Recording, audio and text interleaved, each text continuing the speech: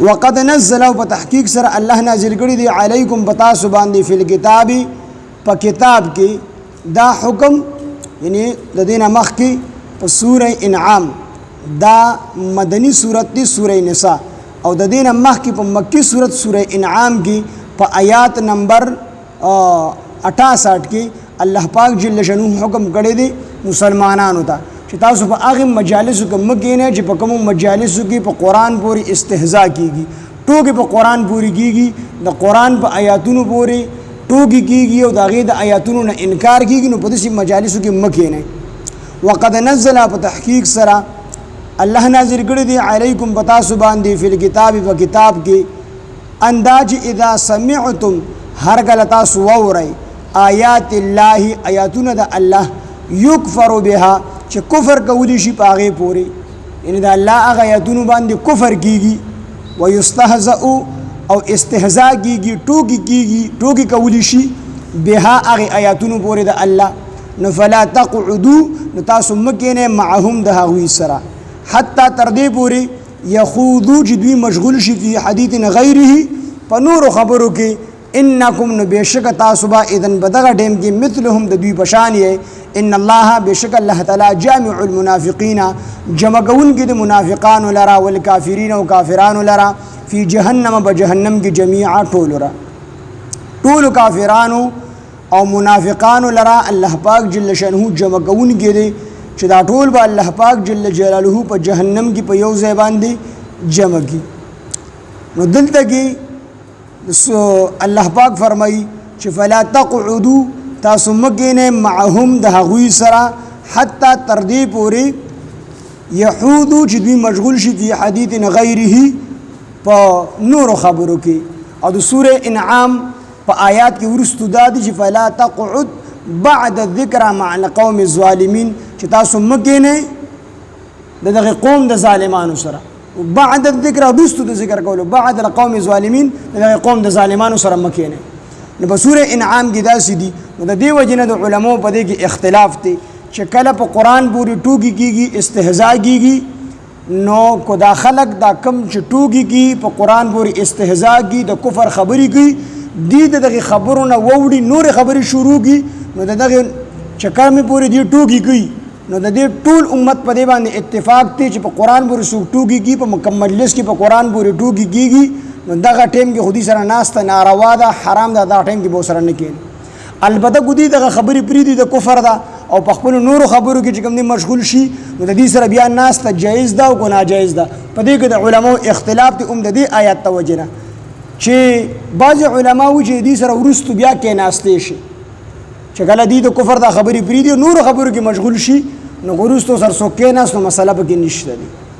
خو بعض علماو چې نه نش بیا سره نشي کې ناسته زګ دی بیا هم ظالمان دي الیوم علی قوم ظالمین قوم د ظالمانو سره مکینه نو دی خو دغه ټیم کې کفر پرې خودو خو بیا هم چې کوم دی ظالمان خودي نو دی سره بیا هم نشي کېناستلی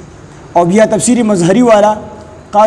قاضی ثنا الله فانی فتی رحمه الله په دې کې تطبیق کړی دی هغه وی چې دغه کافرانو سره چې کوم خلق په قران پورې ټوکی کوي په دغه مجلس کې خو نشي کېناستلی البته ګودي د غټو کې پرې خو دې په نورو خبرو کې مشغول شو جایزو خبرو کې او د دې کز اشد ضرورت دی دنیوي ضرورت دی نو دې د خپل ضرورت ته وجه د مجلس ترات لري شي په شرط دی چې دې په دغه ټیم کې په قران پورې ټوکی او استهزاء نکي بیا رات لري شي نو د دې تقریبا ډېر صورتونه جوړيږي یو صورت ادا دی چې دغه مجلس کې مثال په تور د ټوکو مجلس ته قران پورې ټوکی کیږي نو په دې کې څوک موجود دی او دې دغه ټوکی چې قران پورې کې ټوکی کیږي دې دغه خې غني نو په دې خو په دې سره کافر کیږي ورستو بس بیا آیات کې روان دي خو به هر حال دغه مجلس نه پاسېدل پکار دي چې په کوم مجلس کې په قران پورې ټوکی کیږي نو فلا تقعدوا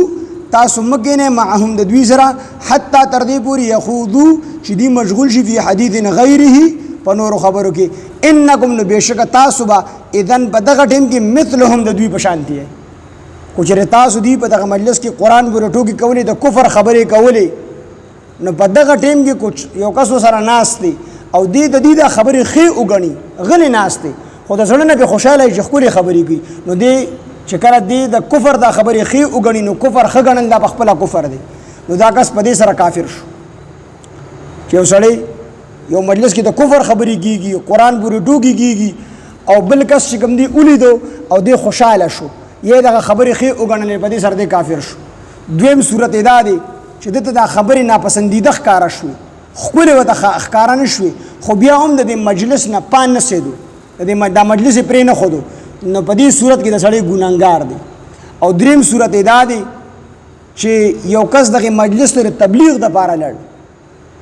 دا خلک لګیا دي قرآن پورې ټوکې کي ګناهګار کوي او یو کس راغی د تبلیغ دپاره د وعظ او نصیحت دپاره نو په دې صورت کې دا وعظ او نصیحت او د مجلس ته راتګ د دې کس دپاره عبادت شو او بل صورت یې دا دی چې یو سړی په یو مجلس کې ناست دی او دې پاسېدی نشي مجبوره دی داسې بیمار دی چې دې د بیمارۍ په حالت کې د دغې مجلس نه نشي پاسېدلی یا بل څه عذر دی شرعي عذر دی نو په دې صورت کې به دا کس بیا معذور وي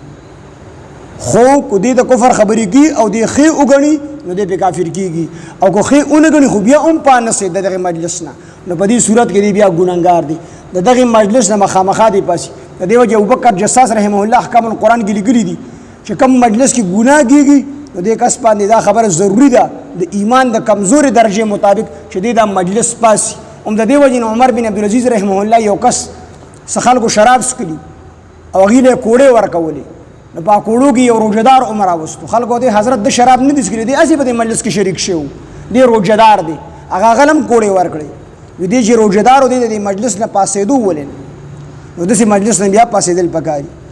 ان الله بشک الله تعالی جامع المنافقین جمع کوونکي د منافقانو لره والکافرین او کافرانو لره فی جهنم په جهنم کې جميعا ټول را یعنی کافران او منافقان دا ټول به الله جهنم کې جمع کی